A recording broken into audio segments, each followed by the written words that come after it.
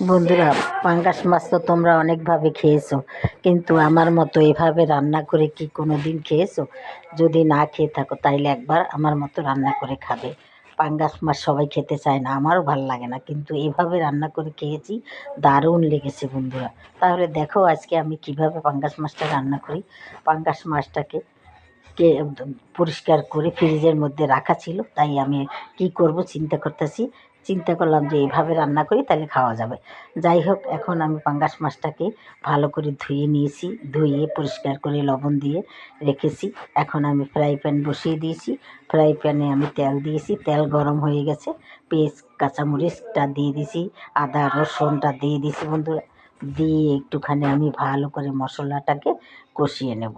তাহলে তোমরা দেখতে থাকো আজকে পাঙ্গাস মাছের ঝুরা, এটারে ঝুরাও বলে। যাই হোক বন্ধুরা, তাহলে এখন পেঁয়াজ কাঁচামরিচটা আমার একটু লাল হয়ে গেছে। এখন হলুদ, মরিচ, ধনিয়ার গুঁড়া, সামান্য একটু জিরাও দিয়েছি বন্ধুরা, দিয়ে স্বাদ মতো লবণ দিয়েছি, দিয়ে আমি একটুখানি পানি দিয়ে মশলাটাকে সুন্দর করে কষিয়ে নেব। দেখো কত সুন্দর লোভনীয় হবে, একবার দেখো তাইলেই বুঝতে পারবে বন্ধুরা। যাই হোক বন্ধুরা, আমি বুঝতাম না যে এইভাবে রান্না করলে এত মজা হবে, বোঝাই যাবে না এটা যে পাঙ্গাস মাছ।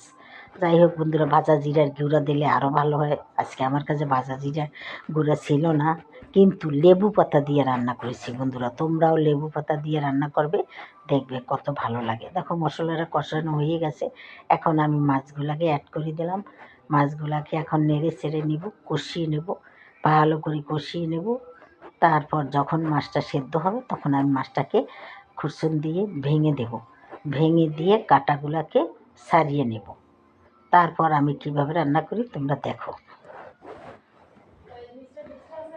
দেখো এখন আমি খুরসুন দিয়ে মাছটাকে আমি কাঁটাটাকে ছাড়িয়ে নেব।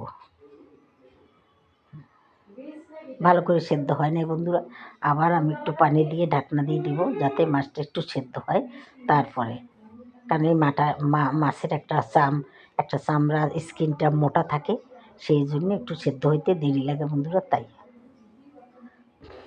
বন্ধুরা, তোমরা যে যেখান থেকে আমার রেসিপিটা দেখো না কেন অবশ্যই একটা লাইক দিয়ে দেখবে, তাহলে বন্ধুরা আমি সামনের দিকে এগিয়ে যেতে পারবো, তোমরাই পারবে আমাদেরকে এগিয়ে নিয়ে যেতে।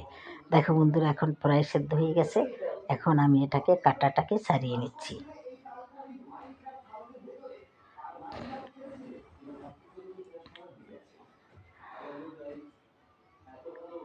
হ্যাঁ, প্রায় ছাড়ানো হয়ে গেছে বন্ধুরা।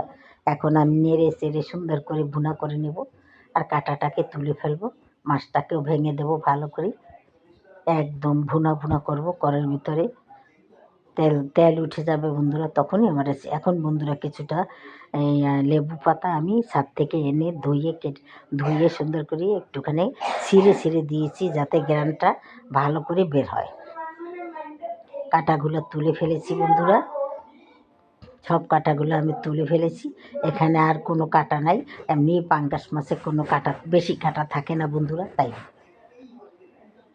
আর একটা কাঁটা আছে, এটা করে আমি বেছে নেব। ওগুলো এই বড় কাঁটাগুলো সবগুলো আমি ফেলে দেব, ছোট কাঁটাগুলো আমি ফেলে দেব বন্ধুরা, একটাও কাঁটা থাকবে না।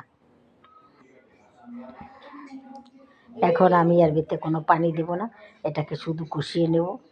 পরিমাণ মতো লবণও দিয়েছি বন্ধুরা,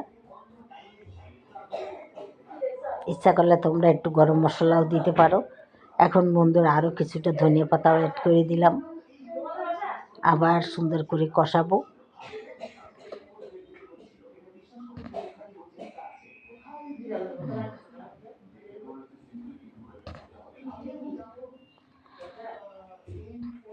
যতক্ষণ এটা তেল না উঠবে বন্ধুরা, অতক্ষণ আমি এটা কষাতে থাকবো।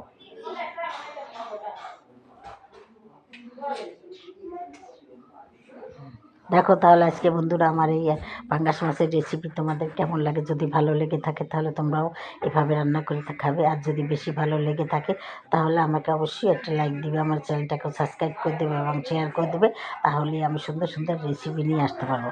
তাহলে বন্ধুরা আজকের মতো রাখি, আসসালামু আলাইকুম, খোদা হাফেজ। যে যেখানে থাকো ভালো থাকো, আমার জন্য দোয়া করবো, আমি তোমাদের জন্য দোয়া করতেছি। আমার সামনের দিনগুলো জানি ভালো হয়, তোমাদের সামনের দিনগুলোও জানি ভালো হয়।